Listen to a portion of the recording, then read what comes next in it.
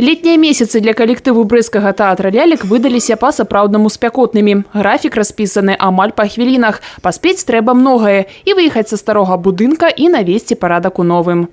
Артисты очень довольны условиями. Уже, в общем-то, они и прижились здесь, и нравится артистам, очень бережно там относятся. С удовольствием откликнулись там почистить, помыть, убрать, поэтому создают быт.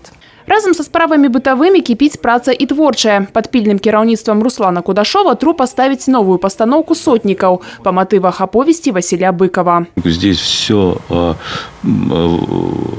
по-новому приходится постигать и службам, которые здесь в театре, и нам к этой сцене. Поэтому я сейчас не знаю.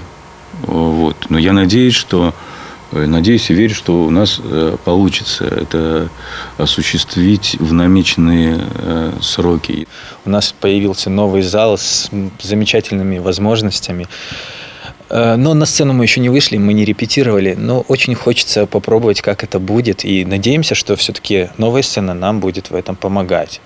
Сэрца тэатра – многафункцыянальная сцена. Яна разлічана адразу на две залы, великую на 200 месцаў и малую на 70. Зрабіць пастаноўкі дынамічнымі дазваляюць накладны круг дыяметрам 6 метров и 3 спецыяльныя люкі для подачи рэквізіту.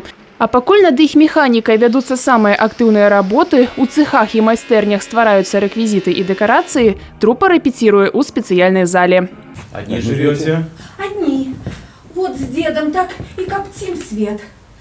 А может, вы бы поели чего? Верно ж голодные. Может. И поедим.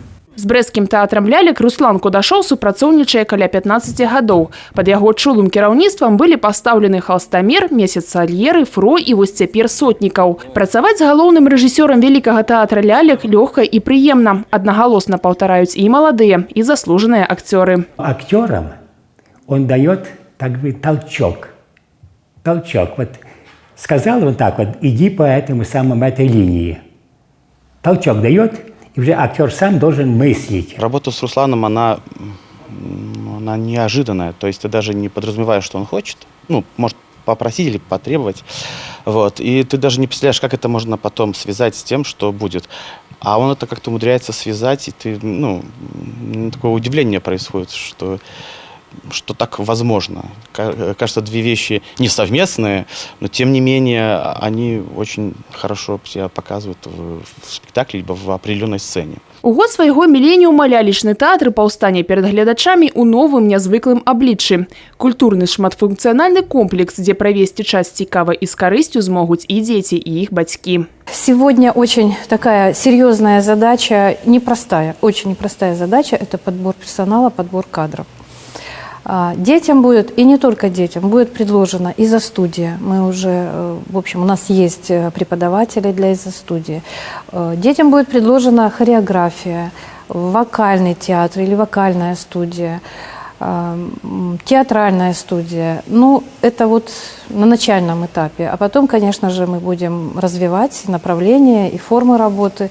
Дакладную дату прэм'еры лялечнікі пакуль трымаюць у сакрэце. Дакладна вядома тое, што ў дні святкавання тысячагоддзя ў Доме казкі адбудзецца першы міжнародны фестываль тэатраў і кніг «Кніжны шкаф». Дзена Мішчук, Васіль Палхоўскі, Дмітрий Ліцвінюк, тэлерадыёкампанія «Брэст».